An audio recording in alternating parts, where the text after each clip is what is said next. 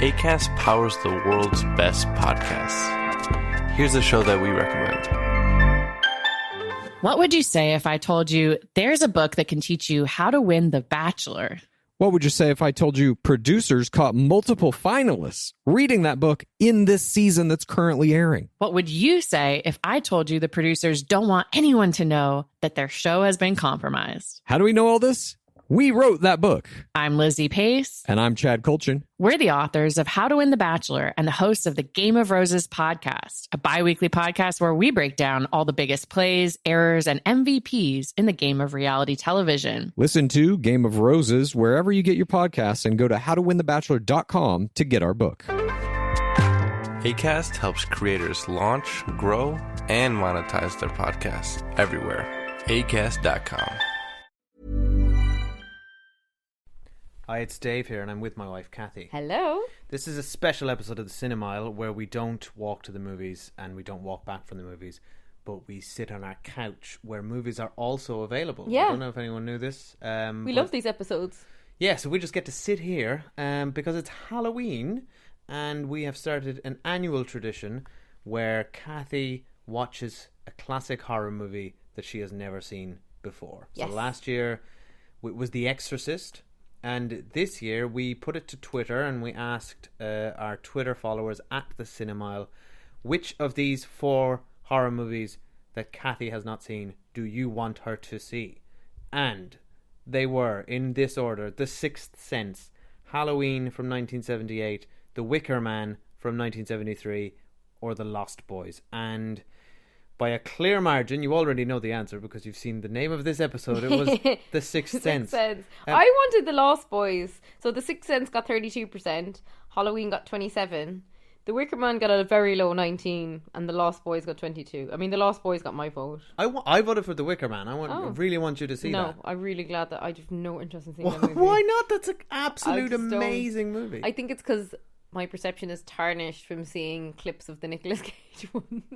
No. And that's enough that's to set brilliant me back. in its own right. And I'm just really glad it wasn't Halloween because we just saw the new Halloween and it would have been too much, I think. Well, let's talk about The Sixth Sense. Yeah. I personally think that 32% of voters voted for this because they think you don't know the ending. I know the ending. Yeah, Kathy is a real person who lives in the world, so she's aware of the ending. I'm aware of the ending of The Sixth Sense. And it's a funny one because Dave didn't remember this, but actually years and years ago we were at like a house party where everyone was really drunk, probably around Halloween, and The Sixth Sense was playing in the background. So I have drunken memories of seeing random clips from it. Who put on The Sixth Sense at I a house don't party? know. So anyway, look, I'm excited to see it. What I'm really excited to see, unknowing the twist, is if it's a good movie in its own right, or if it became such a classic, such a favourite of people's because of the twist. Yeah. Do you want to know my opinion? We'll wait till after the review. Okay. Yeah. All right. Well, listeners, I want to get into it. We've rented it. We've paid money on Sky Store for this. It wasn't on neither Amazon nor Netflix. Yeah, you can't nor watch Sky Cinema. Can't stream this for free anywhere. Well, it was going to, apparently it's playing on the Sony channel this Friday, but we weren't going to wait to record it really. We thought we'd watch it in time for Halloween. So, The Sixth Sense, starring Bruce Willis and a breakout role for Haley Joel Osment. And Toni Collette, don't forget her. Oh, brilliant. I didn't know she was in it. Oh, she's brilliant in Yeah, this. okay. I think you're in for a treat. I hope so. We'll see you on the other side. Bye. Bye. The other side. Sixth Sense. Huh? Huh? Anyone? No? Just me? Hello? I'm refusing Is this to. thing on?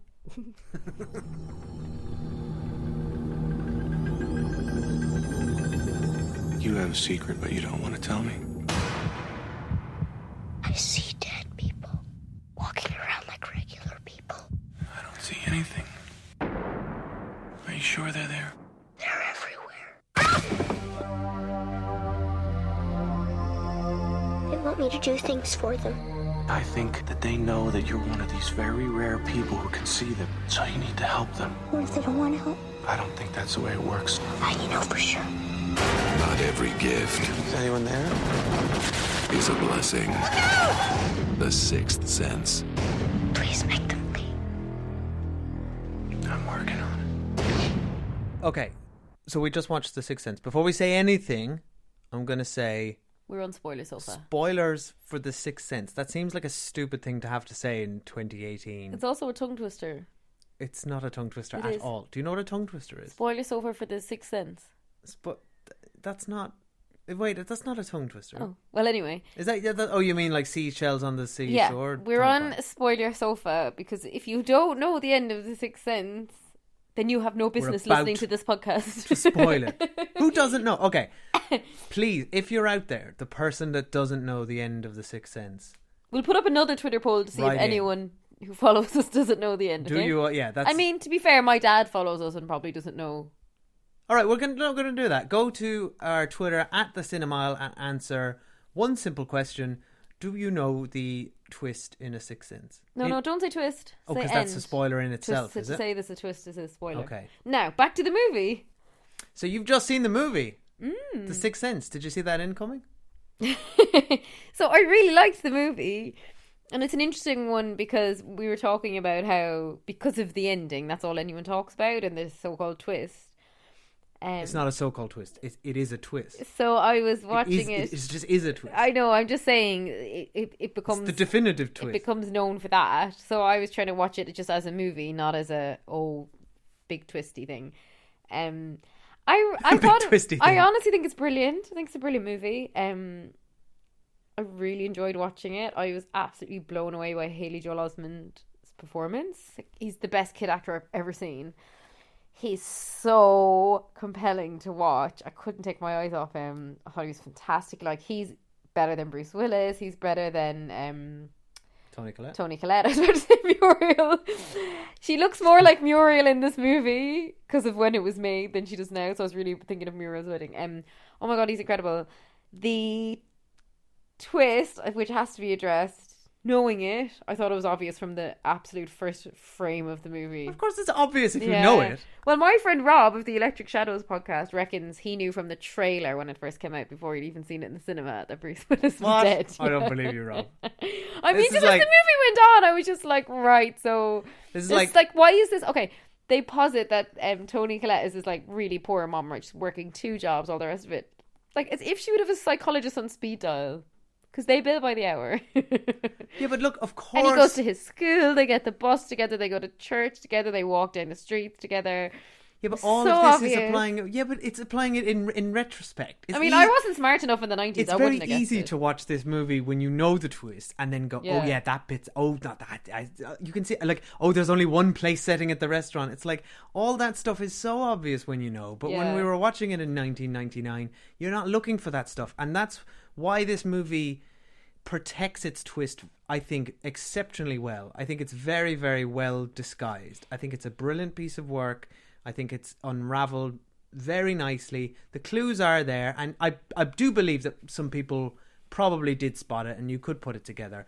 But I think the 95% of people didn't, and I think a lot of people probably said they did and didn't figure it out. But anyway, look, there's no point in talking about the twist. I'm sure it's been done to death. The movie itself, I think, is so well made. I mean, for that to be his directorial debut is phenomenal. M. Night Shyamalan. Such great casting. I just really enjoyed it. It's funny watching it now. It looks so 90s. Like, particularly towards the end, as the fact that when Bruce Willis realizes he's died, and Haley Joel Osment almost overnight becomes fine because he helps Misha Barton shame her mother, who's a Munchausen by proxy lady, which I do always enjoy Munchausen by proxy plots.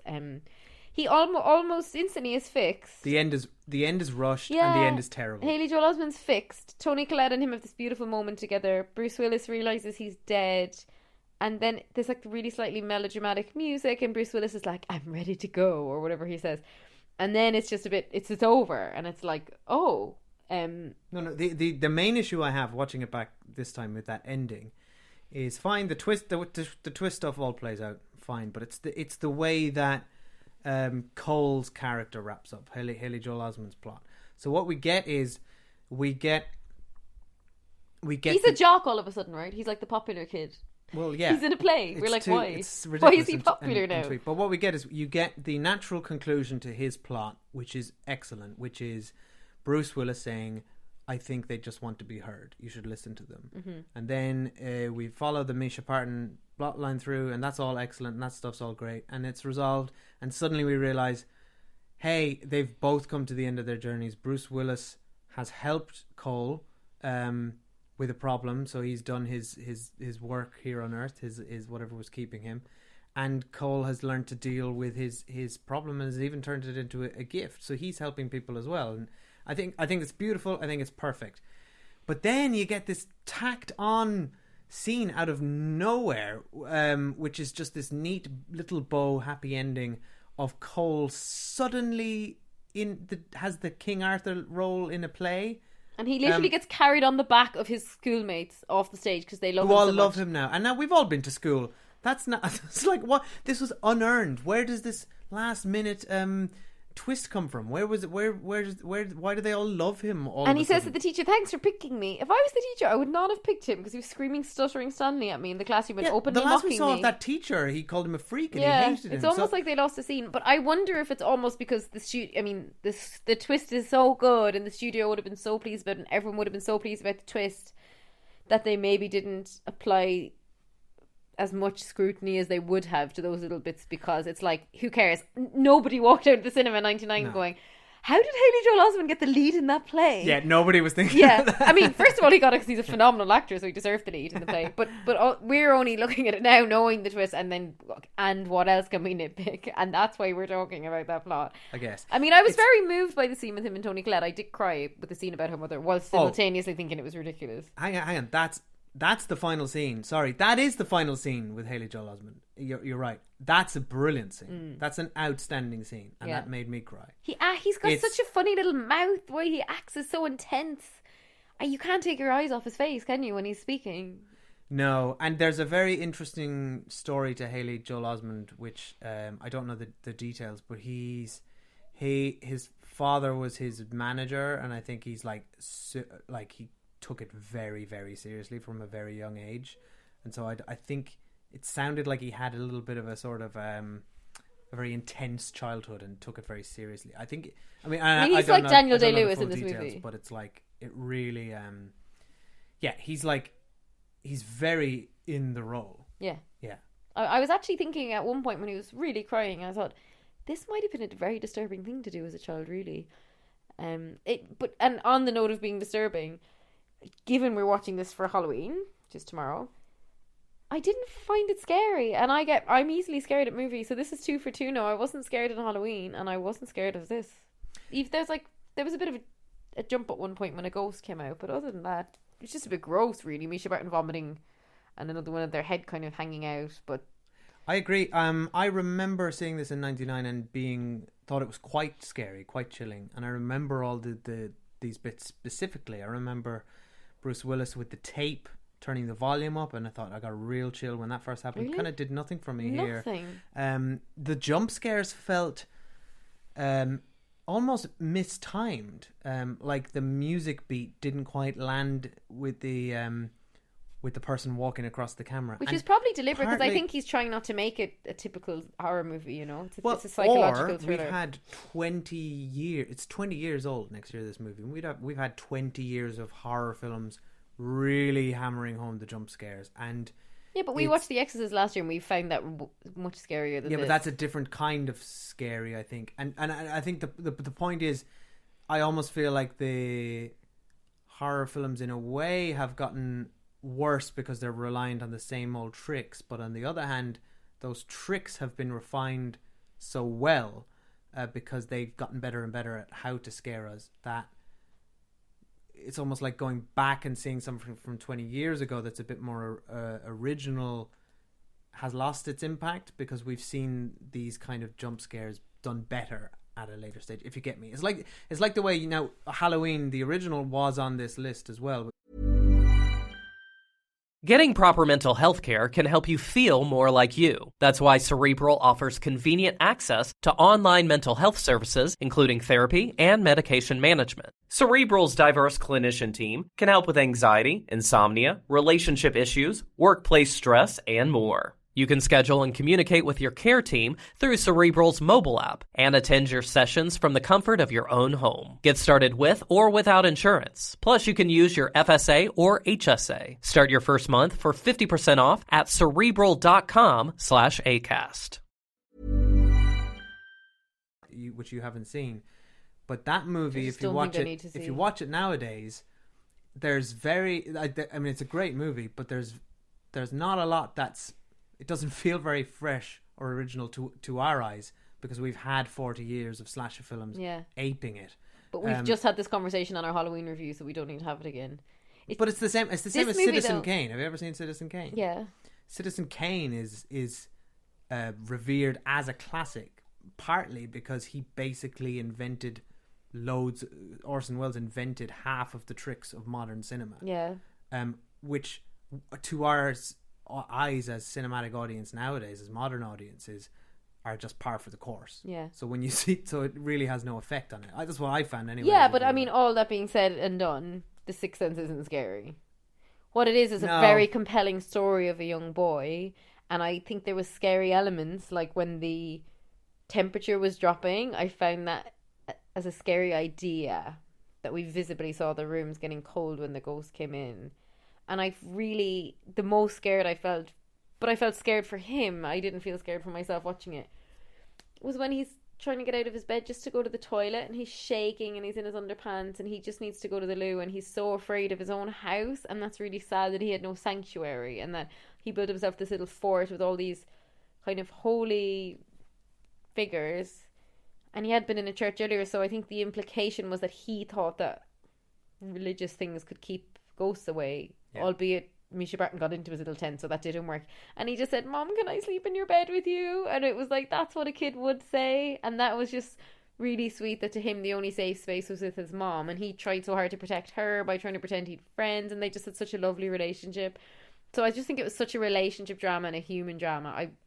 I obviously we've done it for Halloween, but I wouldn't actually class it as a horror or a scary movie. I totally agree with you. I class it as a psychological thriller. It doesn't feel like a horror movie. It's a brilliant drama. In fact, it's a character drama, and it's surprising watching it back, because like you said, it's disappointing that all anybody associates with this movie is the twist. And also, I see dead people. I'd seen that line 100 times. But it's done the movie a disfavor almost, because is disfavor a word? Yeah, I think so. Oh. Do you mean disservice? Disservice. That's what I'm trying to say. It's actually it's a superb 3-piece drama. It's a character drama, and each of them are very well written. First of all, this man wrote this. This man who wrote The Happening, which is one of the worst movies I've ever seen, and Avatar: The Last Airbender. Like, it's mad where this man's career went to. But there's some lovely dialogue in here. The performances really are the standout, but he directs it with such confidence. Yeah, it's so fantastic, slow and but not too purposeful. long either. I think it's a brilliant movie. But you're right about Haley Joel Osment's character. He sells the isolation of it so well, because he can't tell anyone his secret. He can't even tell his mom, and he loves her so much. And he's so terrified all the time. But I really related this time with Toni Collette as the mother, and the absolute frustration and fear that she has of of her son having this secret, which is literally eating him alive and physically harming him. Yeah, I think she thinks he's being abused or something. But she just doesn't know, and he won't tell her. And it's like, I really, really empathize with her in this movie. I just thought, I hope Oscar never sees dead people, because I can't bear it. That's what he does around the house. I can't bear it. I know, it's such an inconvenience for the parents. Yeah, it really no one ever is. thinks of that. But I was waiting for the I see dead people line, because I've seen it aped so much, and I've seen the clip loads, and I literally nearly cheered when it came on, because I was like, yeah, I know. I just loved that line. I just thought it was done so well. Honestly, it was a real pleasure to watch. So thank you, listeners, for voting for this movie. Such a treat. Yes. Yeah. One thing, did you notice that Bruce Willis called somebody cheese dick? I did actually, which is an expression I've never heard before. My favourite thing, right, is throughout the whole movie, I was like, this is silly, but I was watching it thinking, this must be one of the last movies before Bruce Willis shaved his head, because he's got quite an odd comb over in it. And then I thoroughly enjoyed as I just ended up sitting watching the credits because I was too tired to get up. And someone's credit is it's Mr. Willis's hairstylist. Now, what that person was doing... Someone's got it over the comb. Someone was literally taking his little tuft of hair from the front and combing it to one side. Come on, isn't it that bad? It was really bad. Like, I Bruce Willis's hair. Completely drawn into his hairline for the entire movie to the point where... He's a very handsome man. I laughed out loud when I saw that he'd a hairstylist. I think he pulled it off. It must be a year later he shaved the head, max. Because I've never seen it that bad. But anyway, I thoroughly enjoyed that. He totally pulls it off in that. Oh, I mean, he pulls it off. He's gorgeous, but like, it's just funny. Also, Bruce Willis convincingly playing a child psychologist sounds like it shouldn't work. But it really does. I think of the three, Bruce Willis is the weak link. And I'm a fan of Bruce Willis. And I don't think he did a bad job. But Haley Joel Osment and Toni Collette, you can't compete with those two. That's only because those two literally give the performances of a lifetime. Yeah. She went on to do that several times over. Poor Haley Joel Osment never really found his feet with his career, which is always hard with child actors. I was thinking about it watching it because he's like, I don't know what age he was in this movie, but he's old enough that he probably very quickly hit his teenage years after this. And it's a really difficult transition for child actors to move into being teenagers and adults. It was difficult enough for us. Exactly. And someone like Macaulay Culkin at least started so young that he got a load of movies in before that. This, by the time it came out, he was already probably too old to be cast as a kid and too young to be cast as a teenager. And it's just like a really bad period of time, I think, for an actor like that. Also, to have been nominated for an Oscar that young is a strange weight to put on someone's shoulders. Yeah. I often wonder if there should be something like an upper age limit on those things, because I don't think it's fair. I actually think it's really... I'm like, it must be really... You must be this high to be nominated for an Oscar. No, but I just think it's like to put such a weight on a young person's shoulders and then for them to not win it must be crushing, and I don't think that it's right, personally. But all that being said, he's like... it's such a treat. I'm so glad I watched it for his performance. And, I've just looked him up because I was like, what else was he in? AI. He was brilliant in AI. Oh yeah, he was. I've seen that. Yeah. Oh, I forgot about that movie. But look, I think we're done reviewing the movie. Thanks, everyone. Well, you don't want to just go flick through No, IMDb please get off Haley Joel Osment's IMDb. Happy Halloween, everyone. Happy Halloween! So we've done 2 Halloween episodes this week. One unintentionally, just because it was a cinematic. The other release. Halloween episode isn't a Halloween episode, though. It's just it's about Halloween. Yeah. The movie. Yeah. So next year, stay tuned for our 3rd Halloween poll. And in the meantime, I don't know. In the meantime, if you want to check out last year's review, just go onto our website and search The Exorcist and you'll find it. Or if you scroll back far enough in your iTunes feed, you'll find it. Cinemile.com is our website. We love our website. I don't think we've ever mentioned it. Dave put a lot of work into our website. We have a website. Yeah, we love it. I mean, yeah, you can. All our episodes are there. Maybe you're listening to it right now through the website. A certain amount of people listen to the website, and we're convinced it's like just our parents who don't quite know how to use the iTunes. You can go to the website if you want to see what we look like. Find last year's episode for Halloween. That's about it. Right, we need to get there's off. Contact details. Okay. You can email us. This is the problem. thecinemile@gmail.com. Yeah. What's the problem? Because continue. Sorry, with your spiel. I'm trying to plug our show here. Okay, we've already plugged the show. You're plugged trying to Twitter. shut me up. I'm saying this is the problem when we do cinemeters, as we used to call them, which we haven't done in a long time, because we just ramble because we haven't arrived home at our front door. We have arrived home. We're here. Already home. We were here already. So bye. Thanks for listening. And don't forget, you can follow us at The Cinemile on Facebook, Twitter, and Instagram. Have we mentioned we do Twitter polls? I don't think so. We do Twitter polls. Yeah. And there's a poll up there right now, and it is one question. Do you know the ending of The Sixth Sense? Okay. Bye. So let us know at The Cinemile. That's THECINEM.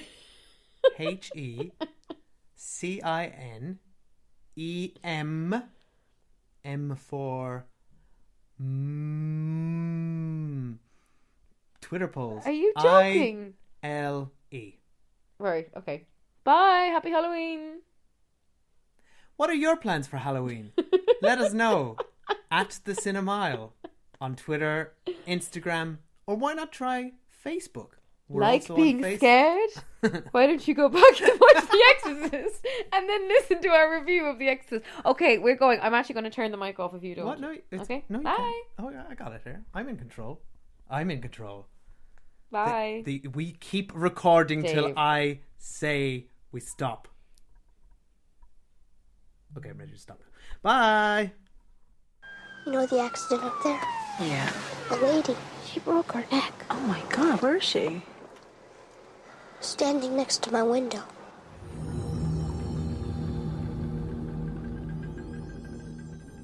Hi, it's Dave here. I'm back. Kathy isn't. But I did go on IMDb afterwards and I realised that this isn't M. Night Shyamalan's directorial debut. He directed 2 other movies before this called Wide Awake and Praying with Anger. So let's go on a trip down IMDb lane. Wide Awake. A 10-year-old boy goes on a search for God after his grandfather dies. Director M. Night Shyamalan. Writer M. Night Shyamalan. Starring Joseph Croft. I don't know who any of these people are. This sounds pretty terrible. And the one before that... Well, isn't this much better than looking it up yourselves? Just having me read it out to you. The one before that is... Now I see why this isn't a good idea, because it takes time. Praying with Anger. 1992. An alienated... Americanized teenager of East Indian heritage is sent back to India, where he discovers not only his roots, but a lot about himself. Oh, wow. Director, M. Night Shyamalan. Writer, M. Night Shyamalan. Stars, M. Night Shyamalan. Oh my God, he's in it. He's right there on the poster. Praying with Anger. This looks absolutely terrible. So I guess he didn't come out all guns blazing. He built up to The Sixth Sense. Maybe The Sixth Sense was a bit of a blip in retrospect. No offense, M. Night, but just yeah. Anyway, this has gone on too long. This is what happens when Kathy isn't here. So gonna wrap it up, I guess. How are all you people? How's everyone? Let us know at the Cinemile on Twitter. Bye.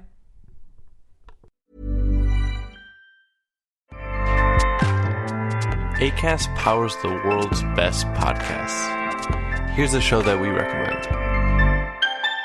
What would you say if I told you there's a book that can teach you how to win The Bachelor? What would you say if I told you producers caught multiple finalists reading that book in this season that's currently airing? What would you say if I told you the producers don't want anyone to know that their show has been compromised? How do we know all this? We wrote that book. I'm Lizzie Pace. And I'm Chad Colchin. We're the authors of How to Win the Bachelor and the hosts of the Game of Roses podcast, a bi-weekly podcast where we break down all the biggest plays, errors, and MVPs in the game of reality television. Listen to Game of Roses wherever you get your podcasts and go to howtowinthebachelor.com to get our book. Acast helps creators launch, grow, and monetize their podcasts everywhere. Acast.com.